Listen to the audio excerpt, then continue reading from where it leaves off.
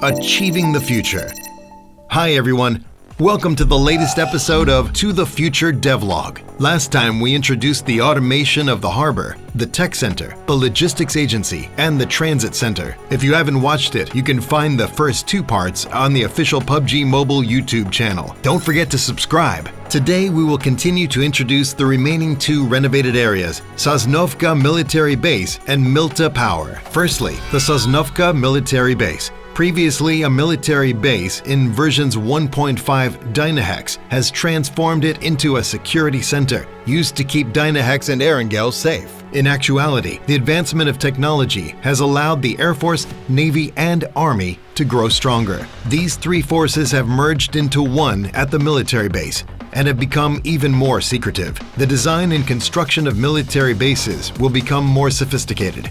With the technological advancements, vertical takeoff and landings will become the norm. We speculate that future military bases will become more reliant on information, automated and consolidated going forward. Thus, we began a series of renovations to the Sosnovka military base. The security center in-game is currently still under renovation, so you can still see areas under construction, with piles of construction materials that are yet to be completed. The command center. The core of the security center has been finished, and the entirety of Erangel Island is now under its protection. Additionally, we've also designed a landing pad, airport runways, warehouses, air defense facilities, and other areas. Though the current security center is still under renovation, you can look forward to how it will look once the renovation is done. It's sure to blow your mind. In terms of combat, we decided to keep combat similar to how players are used to in the original Sosnovka military base camp.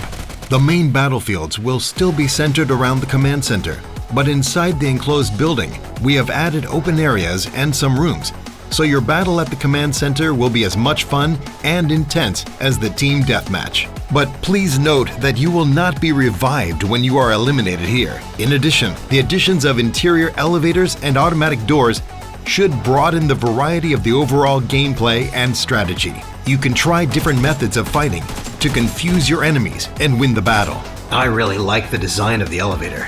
It makes a ding noise when the elevator stops, which will alert other players on the same floor. Then, if you press the elevator button but choose to not ride it and sneak to the floor using the stairs instead, you may see the enemy panicking as they stare at the empty elevator. This should be interesting, said Zhengtang. Finally, speaking of our energy center, I think our players will recall the two huge nuclear power towers in Erangel. As a landmark area of Erangel, surely it's going to undergo a series of renovations as well. First of all, Milta Power was originally a nuclear power plant that powered Erangel. With that in mind, Dynahex started to improve its utility in extracting new energy resources more efficiently. So instead of the two towers, a huge energy tower has been constructed. However, compared with that of the other areas, the renovation progress of the energy center hasn't been that fast.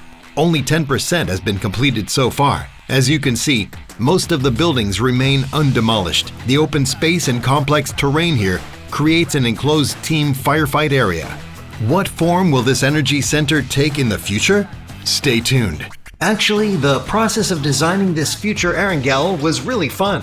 It didn't feel like we were game developers, but we were more like a group of architects. We were constantly doing research and referring to academic papers and other relevant texts. We also asked some of our local colleagues to conduct field observations for us, and we consulted some professors and academic groups for their opinion on areas where we had questions. As Erangel is currently still under construction, we've even been studying the standards of construction and renovation in each country. So you can see, even the areas that are being developed, the stacking of building materials, the construction of temporary offices, as well as the planning of temporary housing are all well organized. Even though it's not a real place, we managed to make our renovation guidelines in line with the national specification requirements of some countries. On the whole, we wanted to make a futuristic and plausible Erangel for all players while being objective about it, and that's our utmost goal, said Rick. We hope you like the new mode, Mission Ignition, and of course, in the future, we will bring you even bigger and more interesting events and gameplay. Keep your eyes peeled. That's all for this episode of To the Future Devlog. Thanks for tuning in. Don't forget to subscribe to our official YouTube channel. There will be even more interesting content in the future. See you next time.